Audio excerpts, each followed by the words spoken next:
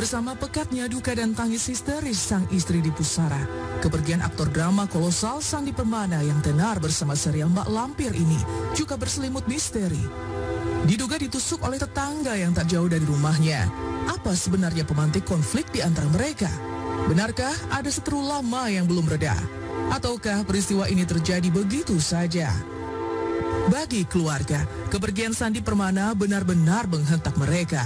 Terlebih antara terduga pelaku dan korban bertetangga dengan rumah tak berjarak jauh. Tapi dari penuturan kakak ipar almarhum, ada salah satu saksi yang melihat perselisihan antara terduga pelaku yang disebut memegang senjata tajam dengan korban.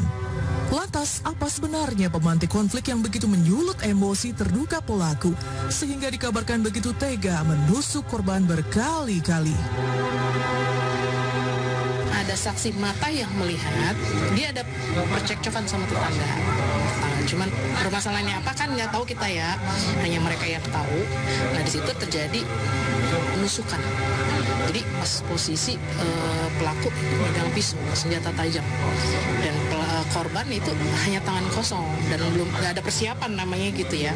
Dan di situ dia udah berlumuran darah. Ternyata sebelum korban menghembuskan nafas terakhir, dia menyebutkan nama pelaku ke istrinya. Istrinya jadi nelfon saya. Jadi saya udah laporan lagi ke kepolisian. Udah ditanganin sama polisi. Udah dilacak lah. Secara besar sih nggak terlihat ada intrik atau apa gitu ya. Mungkin yang lebih tahu semua keterangan sudah diambil dari pihak kepolisian, dari informasi sebelum-sebelumnya soal pemicu ataupun kalau ada motif atau apa sudah diambil dari teman-teman kepolisian, ya mungkin lebih valid nanti dari pihak kepolisian. Cuman setahu kami dari warga itu sebelumnya tidak ada konflik. Sebesar apa sumbu yang memantik konflik antara korban dan pelaku masih berselimut misteri. Satu yang pasti, bahwa dulu jauh sebelum peristiwa tragis itu terjadi, antara korban dan pelaku disebut pihak keluarga pernah terjadi selisih paham. Tapi itu pun sudah selesai sejak lama. Mungkinkah masih ada dendam tersisa? Selisih paham sama warga juga, sama RT waktu itu, sama si korban. Cuman masalahnya udah clear kan, kita udah selesai, udah nggak ada ini permasalahan. Cuman dendam apa yang ada, saya nggak tahu. Hanya mereka yang tahu. Gitu.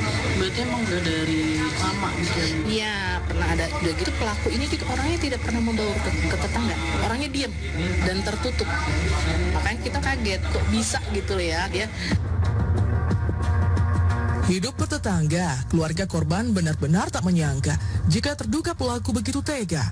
Terlebih ketika selama ini pelaku disebut tertutup dan jarang bersosialisasi dengan warga. Dan terduga pelaku juga disebut keluarga berkecimpung dunia balik layar yang masih bersinggungan dengan profesi Sandi Permana sebagai aktor. Kenal Mbak, itu emang sih orangnya tertutup banget tuh pelaku itu. Jadi nggak pernah ngobrol. Makanya kita juga pada heran loh, kenapa kok bisa begitu ya, sampai membabi buta banget dia nusuk-nusuk kayak gitu. Kenal banget, kita kenal. Saya itu kenal sama istrinya itu teman marawis, teman pengajian gitu. Kadang mah pengangguran. Orang film juga, kru film.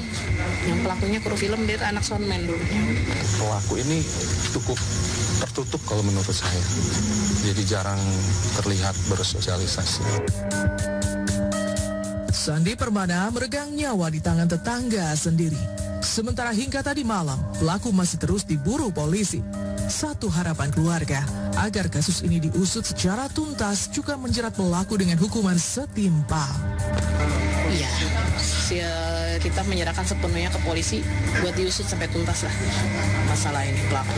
Kita percayakan ke pihak kepolisian untuk segera terungkap seterang benderang dan tentu pelaku juga bisa segera tertangkap dan diberikan hukuman yang setimpal.